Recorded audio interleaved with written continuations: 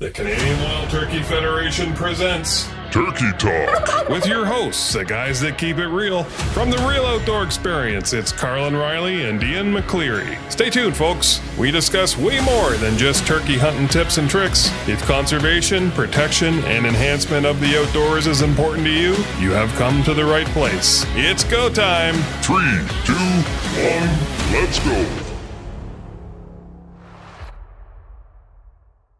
Hi, everybody. It's Carlin and Ian from the Real Outdoor Experience. Thanks for tuning in to the Canadian Wild Turkey Federation's Turkey Talk podcast.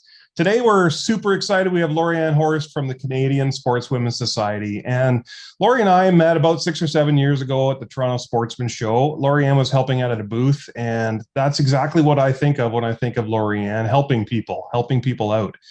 Lori-Ann started the Canadian Sportswomen Society about 5 years ago. Her and her husband, Steve, with some other volunteers, help ladies and families get outdoors and experience all kinds of different events and activities. The CSS, Canadian Sportswomen Society, has workshops and seminars, and both Ian and I have helped out at those workshops and seminars, and they're great events. They're well attended. And there's a lot, it helps first timers. And you know what, funny, we've been to a number of these seminars over the years, and you see the same faces. So obviously people are learning and they want to attend year after year, even though it's the same topic, which has to say, you know what, these are good events for people to get out and learn.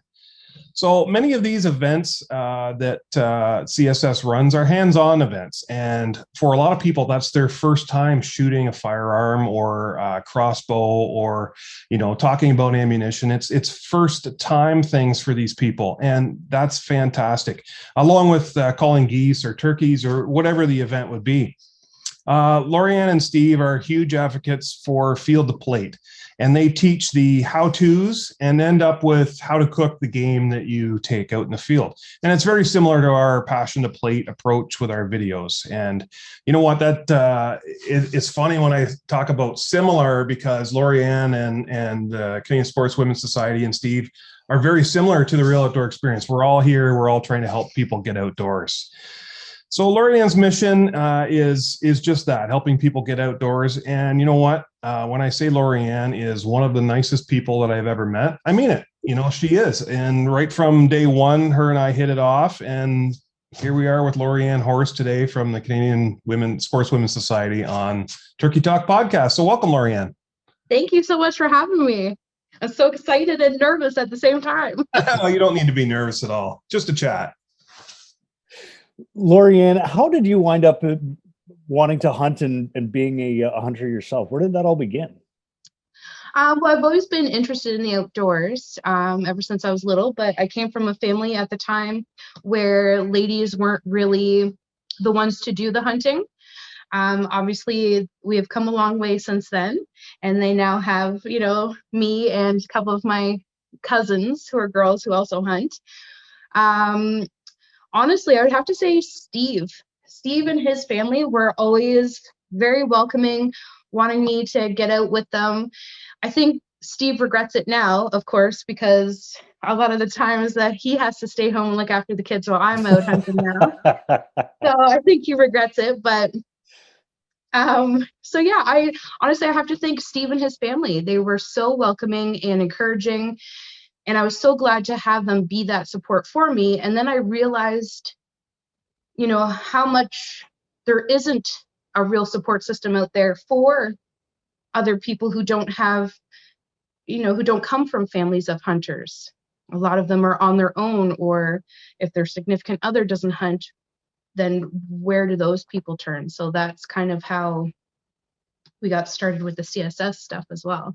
Well, right on, because you're from Hamilton originally, correct? I am, yes. I'm originally born and bred Hamilton, Ontario, Steel City girl. Yeah, Steel Town. So going from there to, you know, hunting and fishing, it's quite a jump. It's marvelous to see, and that you're bringing others with you now, which is even better. Yeah, absolutely. I think hunting and fishing and the outdoors, camping, anything really in the outdoors should be a subject in school.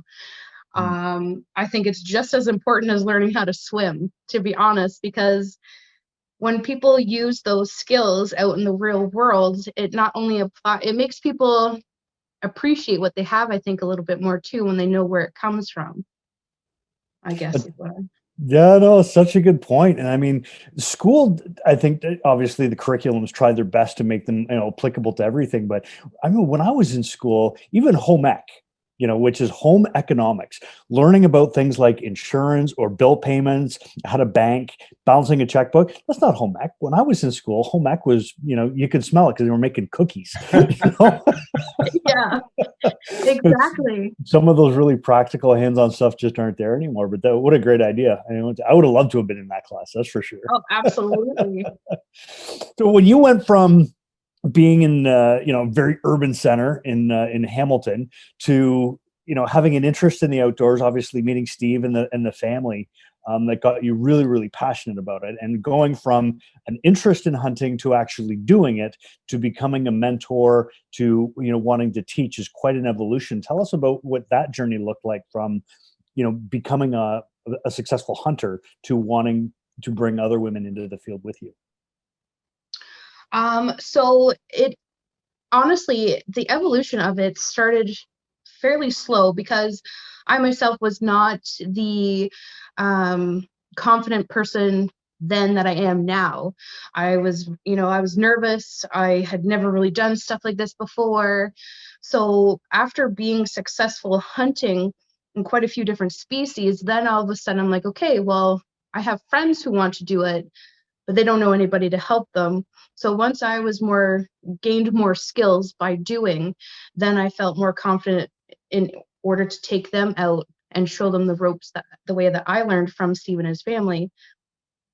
Then it became, we need to have some sort of system in place to help everybody. And hence why CSS started. I did help out with another organization, and the premise of it was amazing. I will never knock that.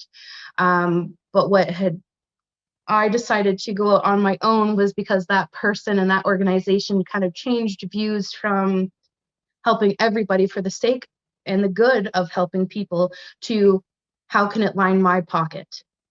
And I was never okay with that. And that has never been who I am or what I am about. So I decided to go out on my own and start helping people for the sole reason of helping. It's funny that that you mentioned your husband Steve, and that he's been a bit of a mentor.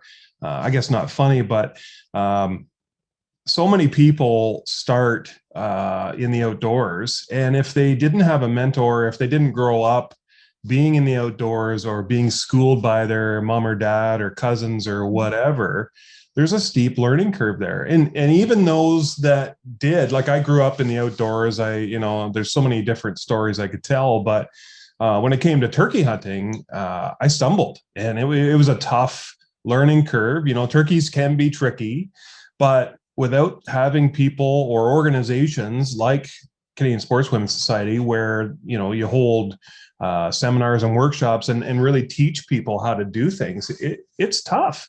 And, with the internet being so huge, there's so many places to go to look for information, but it's not always, starting off at the beginners of the beginning aspect of things. And that's kind of where the Real Outdoor Experience grew from as well, is, there's lots of great hunting shows out there and lots of adventure shows. And, some of those guys we've had on the podcast here, but their mission is not to teach, their mission is to show. So it's very different.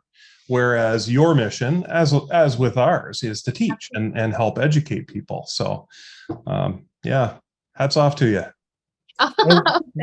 One of the things that I really like about it is it's not simply YouTube instruction, which is, typically what Carl and I'll do. We'll film an episode or something of how to do a specific thing, but you're so hands-on. You'll actually hold an event and say, okay, come ladies, today we're doing this. And then you take it one step further. And I know by looking at your website, which is Canadian Sportswoman Society.ca, you can see a list of you've got hunts organized. And I know that you've got some different waterfowl hunts around the province where you and like-minded ladies can actually go and do this together. And that is such a valuable piece as well. I applaud. I don't imagine COVID has helped you guys any. COVID has been a colossal pain. So as you know, we had to cancel the turkey event for the last spring, where you guys were going to help out, because we couldn't have anybody mixing. So I'm hoping that with people behaving and helping to keep the curve low and hopefully bring it to an end, that we can start resuming those hands-on courses. Because it's one thing, like you said, like there's nothing wrong with the YouTube videos. They're just as instructional, but sometimes for people to watch it and then try and do it on their own, it might sometimes be a little more difficult. Whereas if they get to do the hands-on one, you know, we show them how to set up their huts or whatever, but they actually have to do it and work out the kinks before they get into the field, so they're not so flustered, because I myself was one of those people. No, there's no question that hands-on learning is by far the best. And, you know, it's not everybody's style, but I think for a majority of people to get out and put your hands on a shotgun for the first time, you know, I know my kids were really nervous when I brought out the 20 gauge and the 410 and the 12 gauge. And until they saw me do it and then, you know, in turn did it for themselves, they were nervous about that. So I can't imagine, you know, talking about turkey, going out into the field, never having made a turkey call or shot a shotgun. I cannot imagine that. And, you know, certainly we don't advocate for doing that. There's certain elements that you need to do before you go out in the field. So absolutely. I know why people don't organize hands-on events. It's because they are a pile of work. Yeah. A pile of work. Yeah, they are. But honestly, I think it's worth it. Like, that's how I learn. I personally am a hands-on style learner. So you could tell me anything you wanted to tell me, but until I actually put my hands on it and apply it, I won't fully retain it. So I know a lot of people learn that way, or especially when it comes to hunting, like the more you do, the more you retain, right? Yes, for sure. For sure. And it does make it so much more fun too. Like I remember the day that we had it was a turkey seminar and sort of instructional around all aspects of turkey hunting. And correct me if I'm wrong, but I think that there were 10 or 12, maybe even 15 women that were there. And we were using different kinds of calls and trying to, to demonstrate how to use a diaphragm call. And those are things that you can't just watch on, a computer and then learn how to do, and being able to show, what it feels like in your mouth and then talk about it as a group. And, there's the giggles and the laughs and of course, the lunches and stuff like that. They're just such fun days. Oh, now I miss it. I want to go. Let's go. Let's go right now. Just load everybody up and do it. I'll put up a picture here on the YouTube channel part of the podcast and just show you one of the events we were at years ago. And it's a group, it's the whole group, and it's just smiles, nothing but smiles. So you know that these events, they just help people out so much, and they're enjoyable. It's fun. And you know what? It's funny.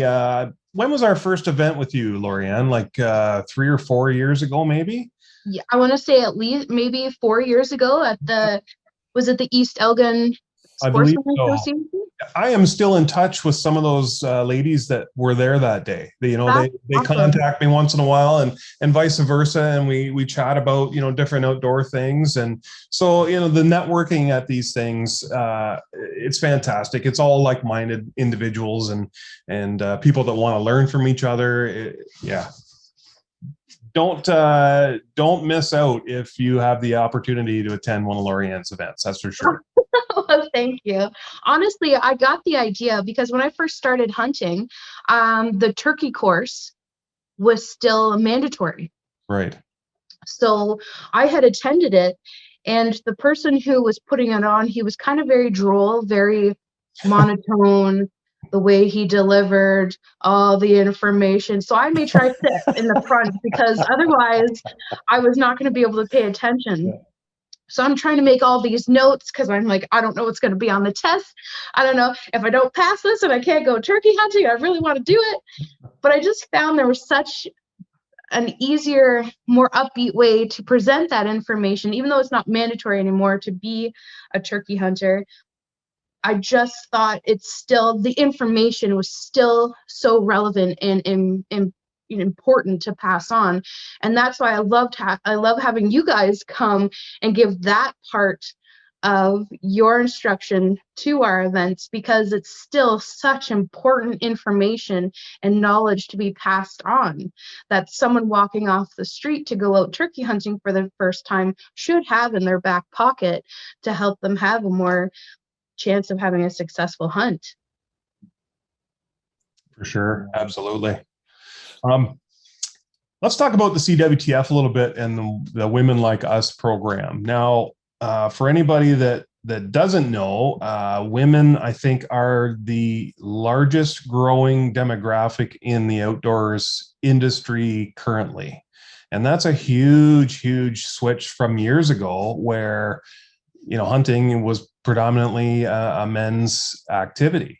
So what would you suggest to women when they're looking at what organizations or what type of information to look for? Maybe they really don't know which species they want to hunt yet. Mm-hmm. They want to just get outdoors and participate. But do you have any recommendations that way?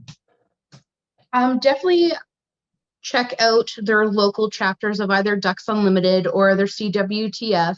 All that stuff is so easily readily available on Google or even on Facebook. Really, you can put in Ducks Unlimited chapters near me, or Canadian Wild Turkey Federation. The Women Like Us portion of it is super helpful. A lot of the times those ladies have a Facebook group that you can meet other ladies from the area or just maybe outside of your area who are willing to mentor and help people out. There's so many points of interest for people looking to get into the outdoors. There's family, friends. If you have a friend of a friend who's interested in it, most times most of us hunters will be like, yeah, okay, you can come along. It's just me and so that day, so of course, absolutely, come along. That's funny. We were talking with Terry Smith a couple of weeks ago, and he said turkey hunters are very different people. If there's turkeys, we all say, yeah, come on, let's go. We'll go hunt turkeys, or, wherever it is. But if it's 170, 180 class buck that's on that farm, it's like, I ain't telling my best buddy that it's there. It reminded me of that story. So I think it depends if you're after antlers or if you're after meat. Yeah, true. Very true. Very true. But in talking about this CWTF, we don't, or I think a lot of people are unfamiliar with some of the programs that the Canadian Wild Turkey Federation puts on to get more people involved in the outdoors. For the kids, they have the Kids Like Us and the Hoot and Shoots that they've done. But the Women Like Us and the activities surrounding, again, trying to get more women involved is it's just a great program. And hopefully we'll see more and more women get involved in it, moving down the road. Have you been at one of the events, Lorianne? I helped put one on. One of our turkey events was Women Like Us. CWTF presents a Women Like Us event, and they were very supportive. They helped, they donated a bunch of things to give out to all the ladies who were registered. I think that was our biggest year that you guys were there. I think we had 25. I think we had 20 or 25 ladies that year. So the day that we did the seminar, that we actually all wound up going, or at least a large portion of us wound up going to the New Delhi Turkey Banquet chapter that night. That's all coming back now. And then you guys hunted as a group later on. Is that right? Yes, we did. Yeah, some of us did. I took out 2 or 3 ladies that year, actually, for their first turkey hunt. Unfortunately, none of them were successful. 2 of them had the opportunity. I was able to call in 2 beautiful toms. They came in, one stopped in front of the one shooter, the other one stopped in front of the other. I called the shot. They shot. They missed. Turkeys flew. The turkeys flew. I didn't bring a gun because I wanted to focus, on calling and set up and make sure that they had everything that they needed to be successful. But hey, that's why it's called hunting and not finishing, right? Yeah, or gathering, right? Yeah. You do this long enough and that is going to happen to you. Yeah. Oh, I would say honestly, turkey hunting is the most frustrating hunt I have ever been on or a part of. Last year, I went out 20 times last year before I got a turkey. And the year before that, I think I was in like the 15 to 18 times going out before I finally got one. But it's worth it because you get so frustrated and angry at these birds for not doing what they're supposed to do. But I'm stubborn and I won't give up. So one of my favorite videos that Ian sent me was from a cell phone in the city out of his truck door. And there's this group of turkeys gobbling and walking down the road. It's like in a subdivision. It was in a subdivision. Yeah, it sums it all up. These birds are in the city and, they'll fight or attack a truck and walk down the road. But you think that when you're sitting in their woods, making their sounds, whispering sweet nothings, you'd think that they would all just want to come and mingle, but that's just not the case sometimes. That's one of the funniest pieces of when you try to reconcile with, friends or coworkers or, family members, whoever you're talking to that doesn't know turkey hunting the way that we know turkey hunting. And they're like, I saw a turkey in the grocery store parking lot the other day and it was just standing there. And you're telling me that it's hard to go out and hunt them. And I'm like, you know what? I don't have an answer for that because, Carlin, to your point, like one of my favorite pictures is a picture of them in my rear view mirror. Got these three gobblers sitting right there, and you can just see the objects in the mirror closer than they appear. And like, I could have taken them with my truck. I was honking the horn, they were gobbling, but then you go out into the woods one-on-one, and they are the wiliest, smartest, most skittish creature. And trying to hunt them on their turf is it's hugely frustrating. They're the my favorite bird to hate, no question about that. Yes, I wholeheartedly agree with you on that. My persistence paid off last year, so I was able to harvest my first solo bird. Ooh, yeah, awesome. Tell us that story. So I decided to go out in the afternoon, and normally I'm a firm believer you go out in the morning because you have a better, in my opinion, and through experience, I've always had more luck in the morning than I have in the afternoon. So where I was setting up, it was by a trail camera from a person who also hunted deer in that spot. So I know that the path worn out and all the dust bowls were fresh near there. I'm like, perfect. I'm going to set up here.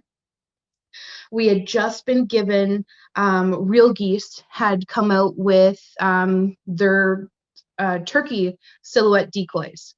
So we were lucky enough that we were one of the first ones in, I don't want to say Canada, but maybe in Canada, to have access to them to try them out. So I had set up 3 hens, and I'm calling, and I could hear some calling in the distance, and I take my mask off because it was really hot. All these blackbirds had come in, like these red-winged blackbirds come in, they're chirping everywhere. I take my mask off, have a drink of water, mid-drink, I look out, and there's 4 toms coming down the field towards me, and they're all stopped looking at me, and I'm just like, oh no, did I just ruin everything? So I slowly put the water bottle down, and I'm trying not to move, and they're looking at the decoys and they're gobbling, so I am slowly trying to move my mask back up because I have a big white face inside of a dark blind, so of course you can see it. So I am using my pot call with my one hand while I'm trying to slowly bring the mask up, and they're responding, so I'm like, okay, maybe I'm still in a good spot. The 4 of them go into the bush, and I can hear them kind of starting to like run and do like that flutter run that they do. And then all of a sudden they're like 15 feet in front of me to the side, and I can see their red heads kind of pop up by the fence. And I'm like, yes, this is happening. It's going to happen. All 4 of them came out in line with each other. So I'm like, okay, well, I can't shoot until one of them just makes a mistake. So the 4 of them come out in line with each other. I call again, all 4 of them sound off. Now my heart is pumping. I got the shakes. I'm like, okay, I'm not going to call anymore now. I'm reaching for the gun. I have the gun. I slowly turn a bit in the blind. And the one guy decided to let the other 3 go ahead of him, and he stuck around and started coming right to me. I'm like, okay, man, that's your mistake. This is it. This is go time. It's happening. So I was able, to pull the trigger and down the bird right away. And I was just beside myself excited because I was able to do it like 100% on my own. Like I did all of the work. You know what I mean? It's one thing to have your family or friends there with you and, and sharing that, but to be able to rely solely on yourself, to know that through all the information you've retained and then teaching others and then put it into full action, you're able to do it. And then, then you get the excited shakes, and it's almost like that buck fever, right? You're just like, yeah, I did it. That's a fantastic story. I have goosebumps because a lot of people that most people that don't hunt, and especially don't hunt turkeys, they don't understand how much time we devote to learning how to do this. And I'd mentioned earlier that, it took me a number of years to be a successful turkey hunter. And it was just Ian helped me out with some calls and just a couple different techniques. And then it changed the story. But time spent, in the truck with the turkey call in your mouth and listening to turkey podcasts and learning their behavior. And it's just an incredible amount of work. And then, back to that story where they're walking down the street in the subdivision, people just, I think, assume that, you just go out and you shoot one and walk home, but that's not, that's a great story. That's a great story. It's funny you mentioned also the 2 girls missing when you've done your part. You've called them in and you've got your shot. Like, how do you miss with talking about public perceptions here? When you're relating that story to other people, like you're using a shotgun where you just have to sort of like point it in a general vicinity, and you're gonna like shoot everything, right? But you've got the double extra tricks, triple extra full turkey chokes, and you're shooting at probably inside 20 yards. We put your decoys at 20 or 25, and quite often they'll come between you and the decoys. And you could be shooting a pattern that's about the size of a tennis ball, and your margin of error is it's very understandable for those who have missed their share. Funny, if I've hunted with people like, oh, I've never missed. Like, well, you know what? I don't think you're shooting enough. if you haven't missed it, it is only a matter of time. It's funny. There was one buddy in particular that was going on quite a bit about never having missed, and then we hunted. Like it wasn't last year; it was the year before, and sure enough, he missed. And part of me kind of cheered a little bit. I felt bad. That's karma. That's what that is. Yeah, absolutely. What a feeling though for you. And I love the fact that you were saying you get the buck fever and the shakes. That still happens to me when I'm grouse hunting. That's awesome. I know. You walk around the woods all morning and wind up shooting a partridge or whatever. And as soon as that stops being that fun and that exciting, maybe it's time to do something else. But I love that shaky feeling. That's why we do what we do. That story, Ian, about your 410 and the smell of the gunpowder, that's hair in the back of my. I don't have any hair in the back of my neck, but if I did, it would be standing up. I love that story. So what's next for the CSS? So hopefully, if everything stays cleared up, I guess this spring I might try and promote, maybe if we're allowed to mix households, maybe have a couple of ladies come up for turkeys to kind of experience, they'll come up, hang out at my house, we'll feed them and we'll take them out. and, you know, show them everything from setting up your blind to actually calling and hopefully getting the bird to come in and hopefully being successful. And then the aftercare as well, like being able to show them how to process their turkey. Oh, Fantastic. yeah, good for you. What sort of advice would you have for people that want to start something like what you've done, but can't participate in your events? We would call it geography. I mean, if there are people, like I know that you'd be obviously somebody from Ottawa or, you know, North Bay or, you know, Dryden would be more than welcome to come down and take part in something that you're doing. But if that's not feasible and they wanted to get a group of like-minded women together, what would be your advice to those people? There are so many Facebook groups for ladies in the outdoors. I personally have a lot of friends who kind of live all over Ontario. So if I knew one in their area, I would definitely help give them the name of my friend, and that way they could reach out and kind of maybe, you know, get together and go out with each other. I've been lucky. We've had people come from all over Ontario for our events. We had people, even our waterfowl event, we had people come down from Ottawa for it because there's nobody else in those areas who do it. There are ladies in all the major cities, or near them anyway, who have in some way, shape, or form been part of a CSS event, that I have no problems helping those ladies reach out to ones in need in the area, for sure.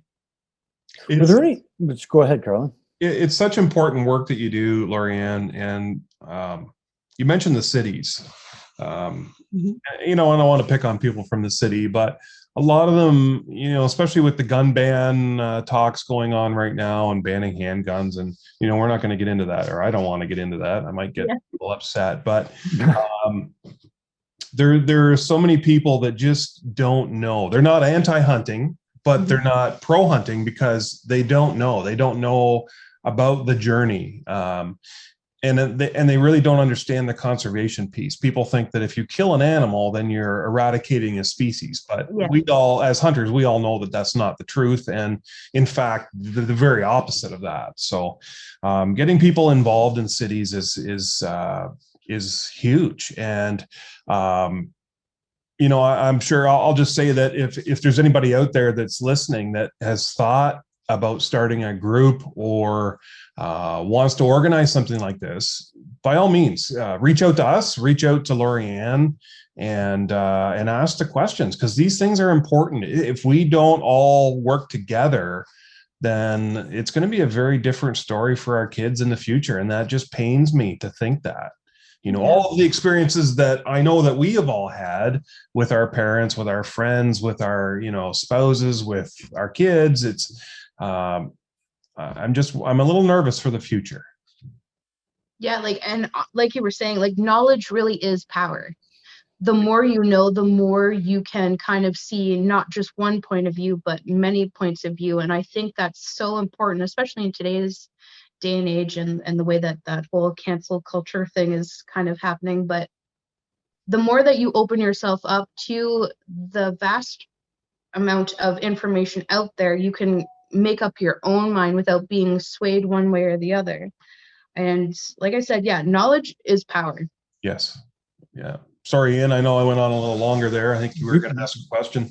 Yeah, no, it's funny because I know that if I do just wait, we're going to wind up talking about the whatever point I was trying to come up with. Anyway, I was just going to point out how accessible Lorianne and Stephen both have been, and Facebook. You know, Lorianne Horst. I know that you've got a great page, and the Canadian Sportswoman Society has also got its own page, and being able to reach out and you know, ask questions or, you know, suggest recipes to Steve. I know he loves that type of stuff. So he absolutely does love it. You know, and that's again for people that are interested or just have questions. You know, how willing you guys are to help out. Is the industry needs more people like you guys for sure. Oh, thank you. No, for sure. I appreciate that. Can we circle back a little bit? I want to discuss the real geese decoys, because Okay. Decoys are, and for anybody that doesn't know, real geese decoys are silhouettes. So essentially, if you're looking at them straight on, they are a flat board. How was your experience with them, or have you had a lot of experience using them? So honestly, carrying them out into the field was a dream. Right. I had 3 strapped kind of in between my backpack and my back. I couldn't even tell that I had them. Right. As opposed to having to carry, your toms or your jakes or your hens in in a separate bag and haul that up on you and get some of the spikes in the side, and they weigh like nothing, but they were so durable because it was windy that day. I was able to put them into the field and just kind of walk away, and I was able to put them on angles so that kind of no matter which way that the birds came in, they were still very lifelike and looked like they were moving on their own, which, as you know, turkeys are so visual, so something different, something realistic to them is always going to draw them in. Right. And just to clarify, Real Geese is the name of the company. They do make turkey decoys. Yeah, they I was picturing people kind of going, I've never thought of using a goose decoy while I'm turkey hunting, but does that work? Yeah, Real Geese started making turkey decoys, and honestly, I'm on board. They were so much easier, like I said, to carry out into the field. They don't take up any space. They're not awkward. Like they were fantastic. We've always been advocates for products that work. And it's funny I say that, we just don't accept all sponsors that want to give us stuff. We use the products, we test them out, and they work for us. And that's how we enter into these relationships. So for people that are first starting out, looking at an Avian X decoy spread, you're looking at what are they now? $90 a piece type thing. Oh, on at the low end. Yeah. And don't get me wrong, they're beautiful. They look like a real turkey, the full body, whatever, the quarter strut Jake.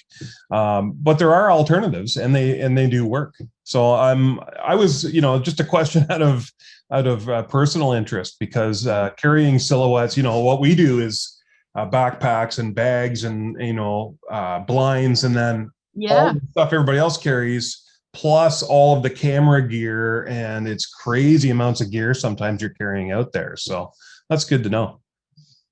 Yeah, you almost have to bring a pack mule with you for turkey hunting. Honestly, I've never had so much stuff out ever.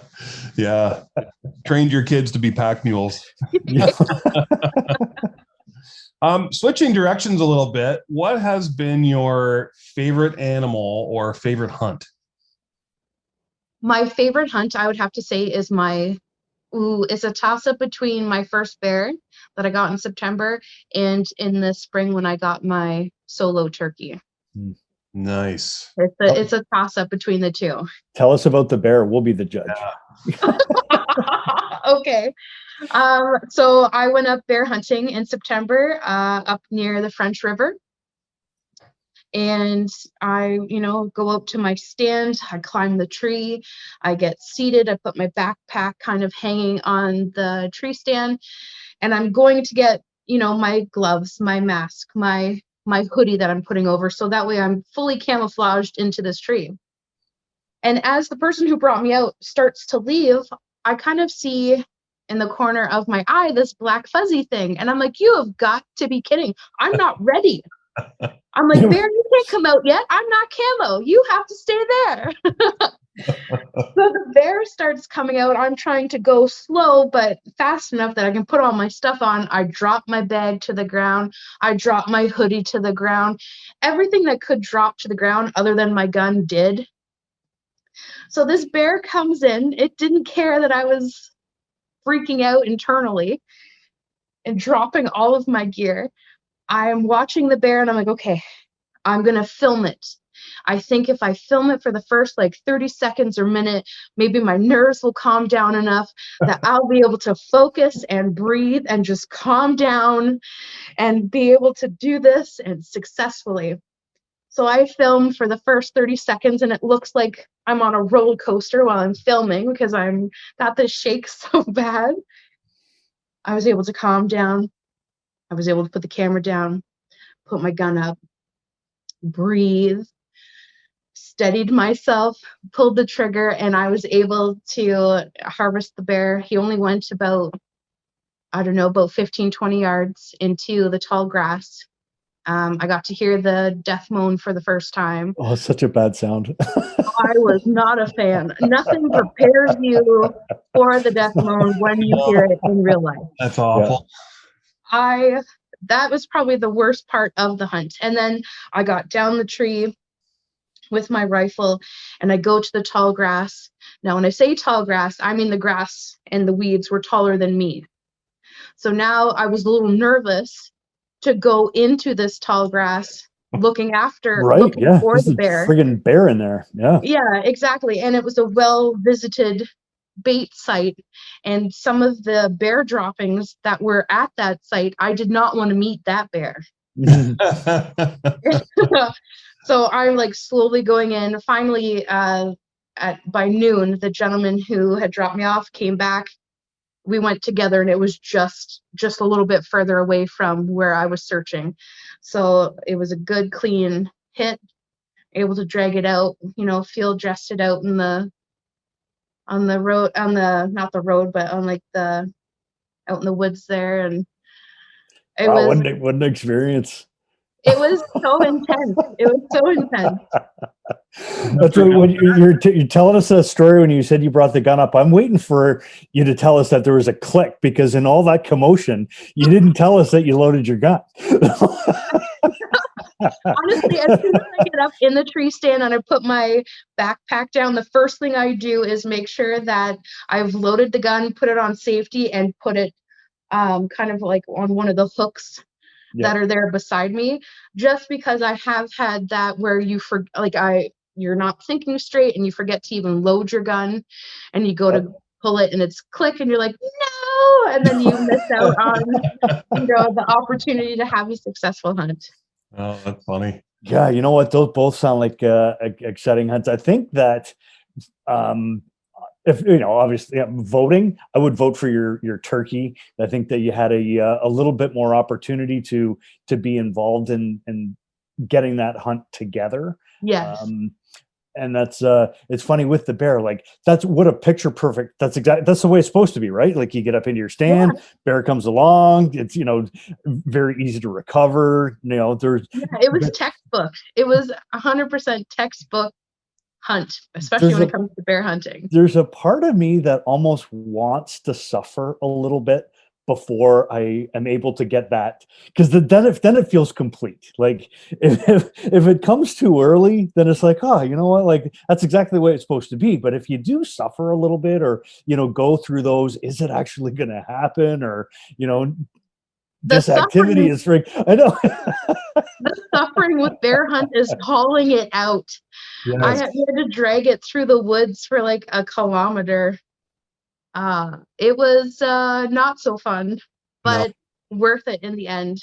And then I was able to break it down right there in camp. We broke it down right away and packaged it up, and that way it was able to be frozen a little bit before I was able to go home, and that way I could rinse it off and package it properly. Wow. That's again, back to Terry Smith. He was talking about when the season in New Brunswick for turkeys finally opens, you're going to be able to hunt spring turkey and spring bear the same day.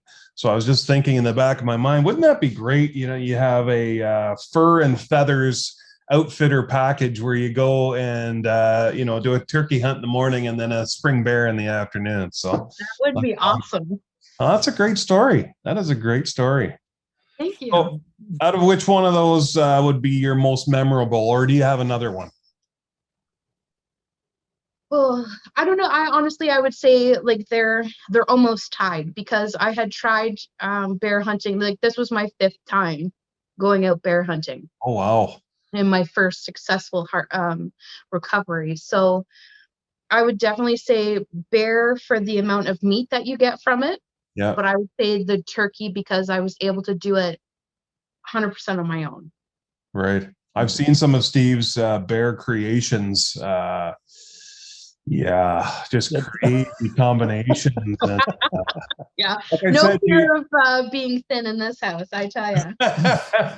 he needs to do a cookbook. He really needs He's to. working on it. We're almost done. We're That's almost good. done. Oh, like actually.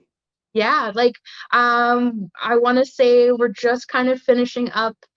He wants to make sure that there's enough recipes of kind of a little bit of everything in there for people, and then how to make your own mixes and where to get these seasonings. If they are, like, where we are is a very small town, so we don't have access to a lot of the different type of cultural seasonings that that you have access to in the cities.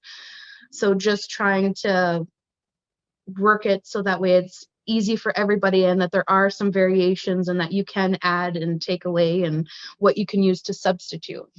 The next thing you guys need to work on is smell-o-vision, because that is going to hook people. I can see that they look fantastic, but if I could smell that somehow through the phone, that would just be, yeah. Yeah, described videos. Yes, exactly. Awesome.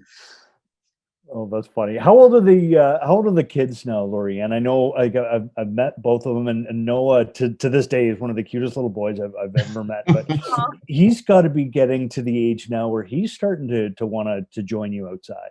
So he's 12. He's going to be. This will be his. Yeah, he can apprentice now. So he is going to be 13 in September. But because of COVID, he hasn't been able to go to an actual hunting course yet, and doing it online, as great as it is for adults, fantastic, but for him, he is more of it needs to be in class. He has to, you know what I mean, like he needs that accountability. Is that a requirement? Is that your perspective as a parent, or is that his? That is me understanding my child. Oh yeah, no, fair. That's very, very fair. Just for people out there that are in that situation where they've got maybe young kids that are ready, but because of social distancing and everything, they can't take a course. Is doing it online an option for many children, or? I don't know necessarily if it is for like the apprenticeship hunters, but I know for adults for sure that you can take there was some courses that you could take online and do it online. I think it was based out of Saskatchewan, but then they gave you an Ontario test or something like that anyway to help. You had to find a proxy to do the test. I know it was quite the ordeal. I'm surprised that there isn't an instructor that's doing like a Zoom style online meeting. Like it could be some time before classrooms are open again for hunter education, but at least you'd be able to see people, and you can describe through visual aids or whatever. I don't know. Somebody out there, please start an online visual hunting course for people. You know what? If you just a quick Google for the Hunter Apprenticeship Safety Program, they call it HASP for short. They've got all the information that's needed right on, and that's in Ontario. Obviously, wherever you are, there's going to be a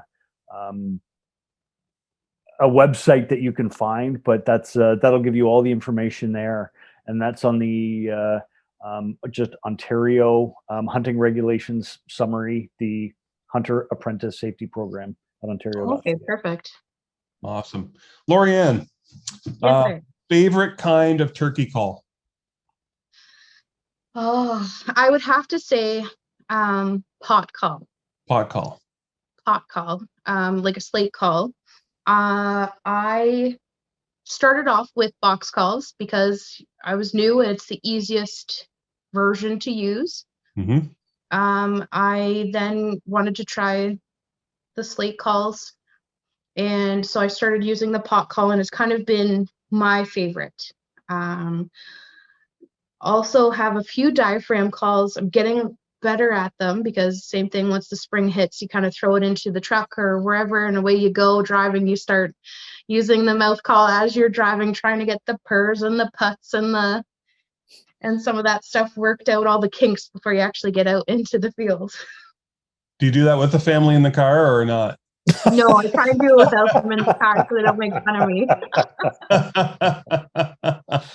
That's funny. You know what? If it's a question that we get asked a lot, and that's every call has its place. But if I could only use one, it would be a pot call. Mm-hmm. They're just you can make them loud, you can make them soft, you can purr, putt, fight. There's so many different sounds, and you know what? You can put it on the ground behind you. You can use it with one hand if need be. I never choke or gag on a pot call. Just to say you can swallow it. Some of them you can use when they're wet. Like I use a box call for locating when I'm walking or running and gunning almost exclusively. Okay. As soon as I get a response, box call goes away and the pot call comes out. But I was always interested in other people's takes on that. Oh yeah, we've had a lot of success using the crow calls for the locating calls, because I can do a crow call like with my mouth. So for us, that's been easier because one less thing I have to worry about losing, because I am terrible at losing everything. You can do a crow call without a call? Yeah. Okay, now we got to hear it.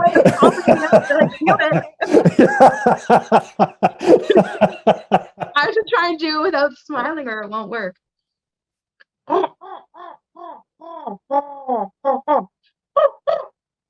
Oh, that's great, actually. That's great. I'd love to be able to do I'm getting to the point where I can do a pretty effective owl call without using a call, but just doing it with my throat. But again, like anything else, that's a lot of practice, and that's been a lot of times in the car when back when we had to commute to get to work and stuff like that. Oh, that's funny. That's awesome. That is awesome.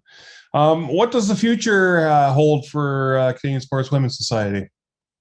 Well, as long as COVID goes away, honestly, the sky's the limit. There'll be salmon charters, walleye charters. We're going to do some hunting as much as possible, honestly, and trying to put on enough hunting events that people can actually come and actually do the hunting or the fishing, and gain knowledge by doing as well. That was actually another point that I wanted to make sure we brought up. I'm glad you said that. When you look on your website, you've got there are several pictures of women that are holding fish, and you call their stream staff, and it's not just for hunting. Like it's all outdoors. It's fishing, camping, hunting. It's Sportswomen Society. It's not just hunting, but we've talked about that an awful lot, and of course we're such passionate turkey hunters. We always want to bring it back to that, but the Canadian Sportswomen Society is all aspects, and it's fun to hear you talk about the fishing piece. That's all summer long. That's great. Yeah, in winter. I love ice fishing. Right. Yeah. Another question about the CSS. What happens if there's a woman that wants to bring her husband to one of your events? So for the most part, a lot of our events are co-ed events for that reason, because sometimes they're not maybe confident enough to kind of go on their own, or they don't have friends, but if their significant other is kind of into it, then we have had it in the past where the woman is interested, the lady is interested, but the husband kind of doesn't have, through no fault of his own, the patience to kind of hold her hand through that situation. We have had it where some of the gentlemen kind of didn't expect much from our event, because what could you possibly learn from ladies through their thought process was that until they come to the event, get all the information packages, see the goodie, the swags that they get from it, and then all the actual information and hands-on doing. A lot of times they'll send us a message, or they'll come and tell us to our faces that they were going into it skeptical, and then when they showed up and actually started doing it, they were surprised that they even learned some things themselves and got to view things in a way that they wouldn't have thought about had it not been demonstrated that way for them.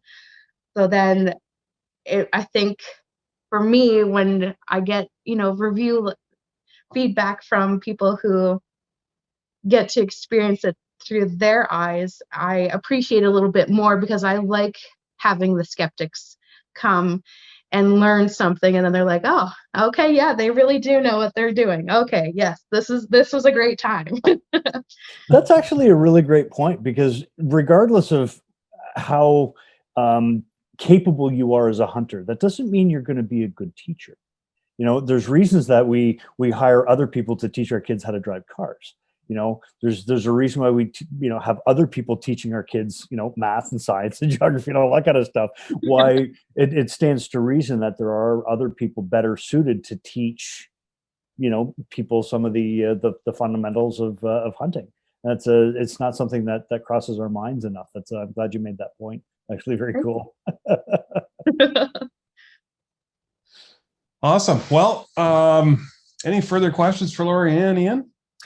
You know what? Just again, Lori-Ann, what are the best ways for people to reach you? To reach me, they can find me on Facebook at Lori-Ann Horst, or on the Canadian Sportswoman Society Facebook page, as well as Instagram. We're Canadian Sportswoman Society, and then also our website, which is also CanadianSportswomanSociety.ca. That's like, you're easy to find. That's fantastic. Just fantastic. Easy to find and easy to talk to. And like I said, one of the nicest people, couples I know out there. Steve, if you haven't checked out any of those channels yet, and you're hungry, check out Steve's Instagram. He's got all kinds of wicked looking, I haven't tasted them, but actually that's not true. Not some of them, not enough of them. I'm looking forward to trying more of them. It's so good. Make sure you watch for the cookbook. I'm sure that's just going to be a fine piece of literary and culinary information all packed into one. Is it going to have coyotes in there? Is a coyote in the Facebook or going to be in the recipe book? The coyote backstrap, absolutely. It was so good. I don't know if you can do it. I know. I'm so hesitant on the canine piece. I was thinking about that. That was a couple of years ago, I think now. Yeah. But I was watching a meat eater episode, and Steve Vernella is hunting with Remy Warren, and they wind up shooting a coyote, and then they're eating it. And they're looking at each other, kind of going, "Okay, let's try it." And both of them were like, "Wow, you know what? That's legit. That's not what I was expecting or anything else." But it did make me think about you guys, because I know you're pretty quick to say, "No, it tasted great. It was just like beef." And cook it well, and you don't have to worry about the parasites and all the other sort of gribblies that can scare people off of eating dog.